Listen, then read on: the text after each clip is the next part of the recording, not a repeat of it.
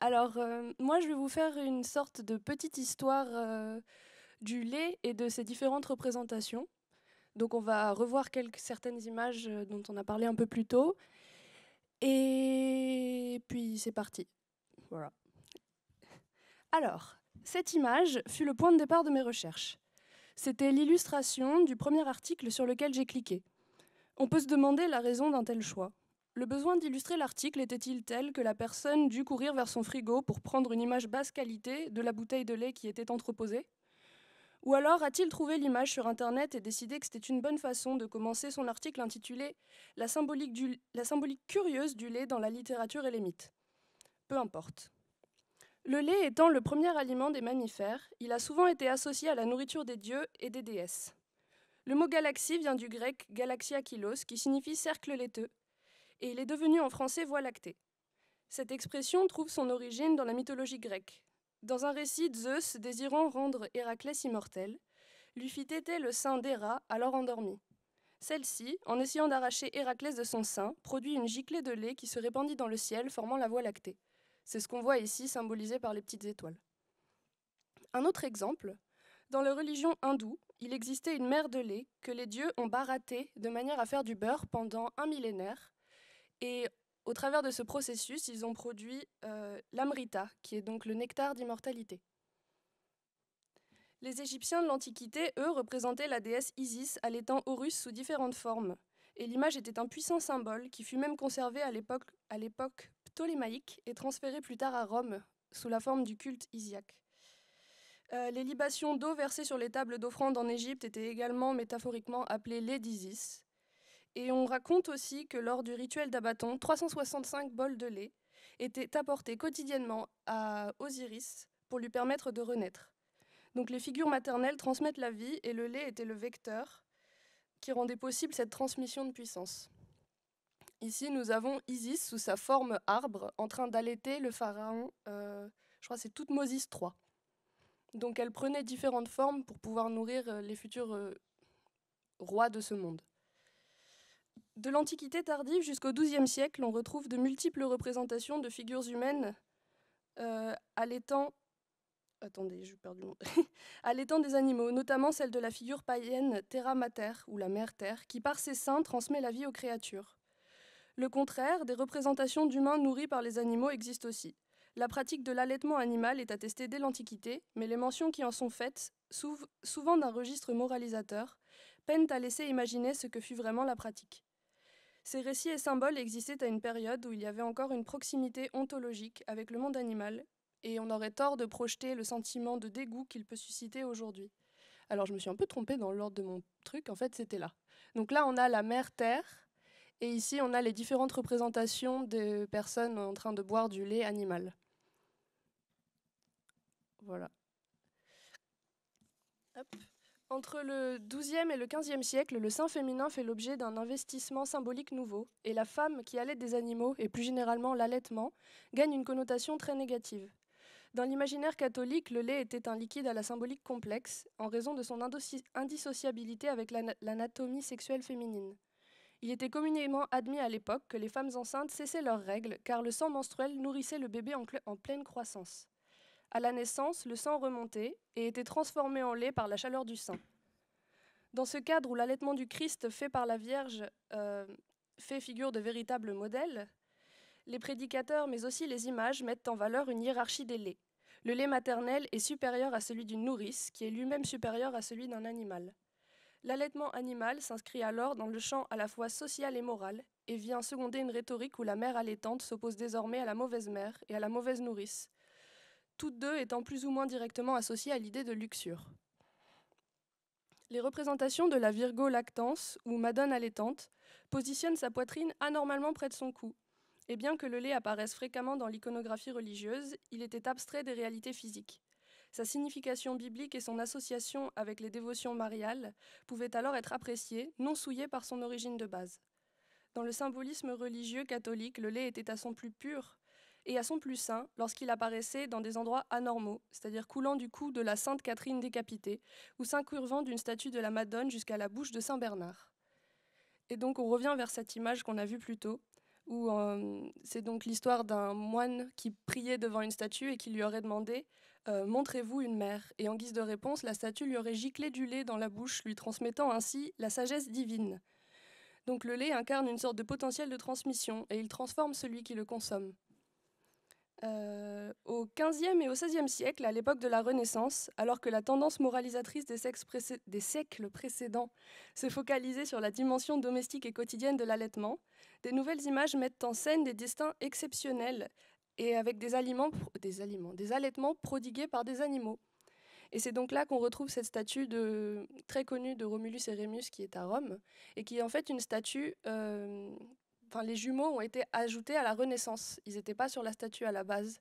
Et on a aussi des gros doutes sur la période de datation, c'est-à-dire qu'on pensait pendant très longtemps qu'elle datait du 5e siècle avant Jésus-Christ, alors qu'en réalité, elle aurait été coulée au 11e siècle de notre ère.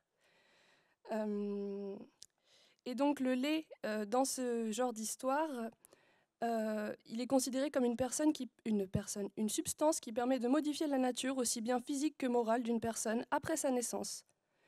En dotant les héros et les saints d'une figure maternelle non humaine, ces récits tiennent à montrer leur construction en tant qu'être exceptionnel. Et cette nouvelle parenté est construite par l'ingurgitation et par l'alimentaire. Voilà. Là, je vais faire une transition un peu douteuse. De nos jours, et surtout dans les années 2000 et 2010, les lobbyistes des produits laitiers ont commencé à produire une imagerie assez intrigante. Pour encourager la population à consommer, ils bombardaient la télévision et les magazines de publicités qui prônaient les bienfaits du lait, du calcium qu'il contiendrait. Il est probable que toutes les personnes ayant regardé la télévision dans les années 2000 se souviennent de la phrase « Les produits laitiers sont nos amis pour la vie ». Donc je vous propose de regarder une petite pub ensemble. Elle est sur... derrière. Hop. Où ça? Oh, pardon, je suis en train de montrer tes trucs du coup. Pardon. Excusez-moi. Derrière encore. D'accord. Excusez-moi. Ah, la voici. Vous allez voir, ça vaut le coup. Whether you're a brother, whether you're a mother, you're staying in love, staying in love. Whether you're a brother, whether you're a mother, you're staying in love, staying in love. Whether you're a brother, whether you're a mother, you're staying in love. Whether you're a brother, whether you're a brother, whether mother, you're mother, whether you're a brother, whether you're a brother, whether you're a brother, whether mother, you're a mother, you're a mother, you're a mother, whether you're a brother, whether you're a mother, you're staying in love, staying in love. Whether you're a brother,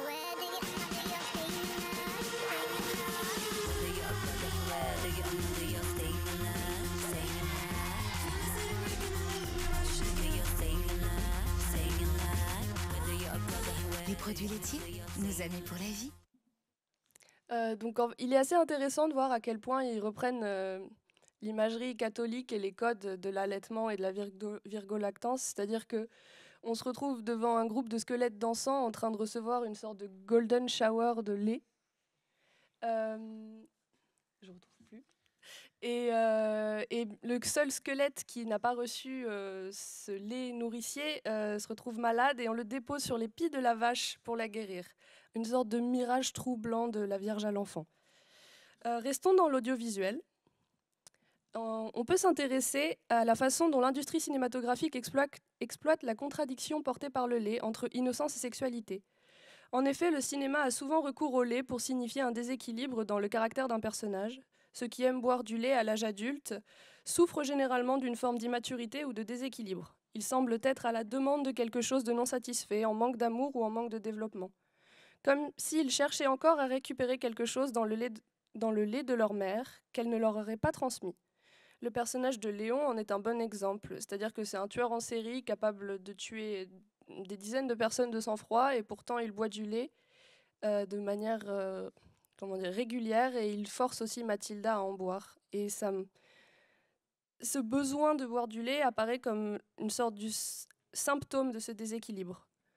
Dans le film Orange Mécanique de Stanley Kubrick, donc là c'est la couverture du livre aussi de Anthony Burgess, donc le film est une adaptation. Alex, personnage principal âgé de 15 ans, et ses 3 acolytes vont souvent dans un bar à lait qui s'appelle le Korova Milk Bar pour boire un mélange de lait et de diverses drogues. Le bar où ils se rendent est rempli de statues de femmes dans diverses positions, c'est-à-dire certaines sont à 4 pattes et servent de table, alors que d'autres sont de véritables fontaines à lait. Il suffit d'appuyer sur un bouton pour que du lait sorte de leur sein. Le personnage Alex et ses droogs, donc ses acolytes, sont en réalité des enfants. Leur approche de la violente est pleine de joie. Ils semblent aborder chaque déchaînement avec un enthousiasme enfantin. Le personnage d'Alex peut apparaître comme le fait de mettre de la drogue dans du lait, une juxtaposition choquante du chaos adulte dans le corps d'un jeune adolescent. Mais il peut aussi incarner la violence aussi omniprésente dans l'humanité que le lait dans les repas d'un bébé. Un autre exemple, c'est Homelander dans la série The Boys, qui est une sorte de anti-Superman qui est chimiquement amélioré depuis son enfance. En tant que super-héros qui a grandi sans famille, il est enfantin et obsédé par lui-même à bien des égards. Sa consommation de lait représente son besoin désespéré de se sentir materné, l'auto-infantilisation étant une manifestation du refus d'une véritable enfance ou de tout amour maternel. Homelander est vraiment un enfant tordu dans le corps d'un super-héros qui va jusqu'à boire le lait maternel de sa directrice en secret. Et il entretient une sorte de relation qui relève du complexe d'Oedipe avec elle. Donc c'est ce qu'on voit dans cette image, c'est du lait maternel. L'idée que les méchants boivent du lait ou la célèbre phrase « Bad guys drink milk » est devenue une sorte de stéréotype ou d'inside joke dans le cinéma hollywoodien, et le lait est maintenant souvent utilisé comme moyen de signaler aux spectateurs le caractère dangereux d'un personnage. Il existe encore beaucoup d'autres exemples, dans Alien, dans V pour Vendetta, dans Get Out, dans No Country for Old Men pour cette image, etc. Pour finir, revenons-en à la photographie avec cette photo de Jeff Wall intitulée Milk. Cette image montre un homme assis sur le sol, au pied d'un mur de briques, en train d'écraser dans sa main une bouteille, faisant jaillir une gerbe de lait. L'image du geste soudain et violent d'une figure marginalisée devient analogue à la pratique de la photographie elle-même. Un médium que l'artiste a défini à juste titre comme une autoréflexion historique réalisée grâce à l'intelligence liquide du processus de développement. Donc c'est la référence que je fais avec le titre de cette présentation. Ici, le lait, inutilement dissimulé dans un sac en craft, peut être interprété comme de l'alcool, l'éclaboussure soudaine comme du sang dans l'instant fugace de la mort, le jet de liquide blanc en forme de visage comme celui d'un spectre, et le poing fermé comme un geste inconscient de rage face aux conditions de la vie moderne. En plus de son rapport au passé et à l'histoire, l'aliment lait, sous la forme d'une explosion éjaculatoire, apparaît comme l'expression, la possibilité d'un devenir.